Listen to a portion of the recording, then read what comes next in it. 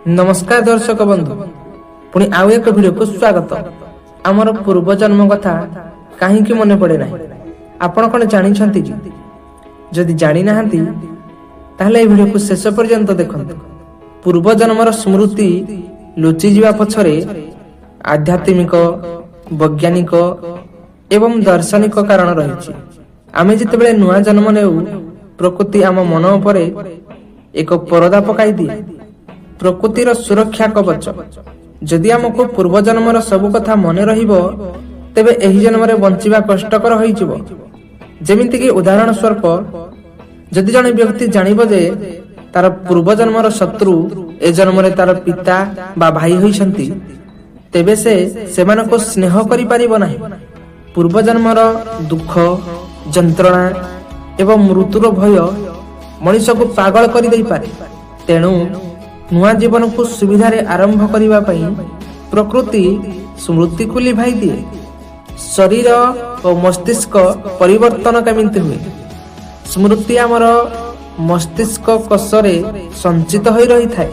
मृत्यु परे पुराना शरीर और मस्तिष्क नष्ट होई जाए। नुआ जन्म रे हमको आउ एक नुआ मस्तिष्क मिली थाए जेउथिरे पूर्व शरीरर भौतिक स्मृति रहिबा संभव नुहे। केवल आत्मा किछि गभीर संस्कार नहीं आसी थाए। आपण माने बेले बेले सुनिथिबे वैष्णवी माया। लोक माने कथोपकथन होउथिबे वैष्णवी माया सही लोकन को घारी दैछि। शास्त्र अनुसार शिशुटी मातृगर्भरे थिबा समय तार पूर्व जन्मर सब कथा जानी थाए एवं भगवान को प्रार्थना करे।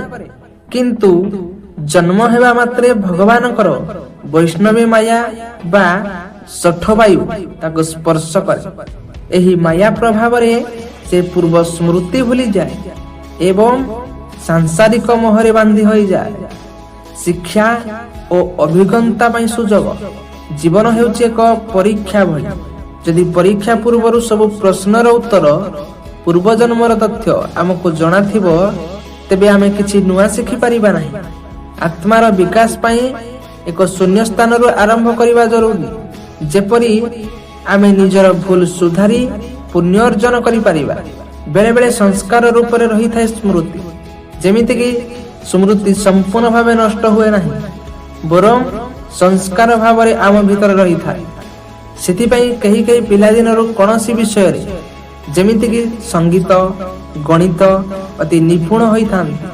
यह सेमानकर पूर्व जन्मर अभ्यासर फल।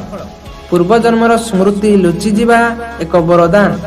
यह हमको वर्तमान संपर्क को निष्ठार सह लिभाइबा को एवं बिना बोझरे जीवन जीवा को सहायता करे। जदि वीडियोटी भलो लागि थाए लाइक करंतु। जदि आम चैनल को प्रथम करी देखुछंती एबे ही सब्सक्राइब करंतु।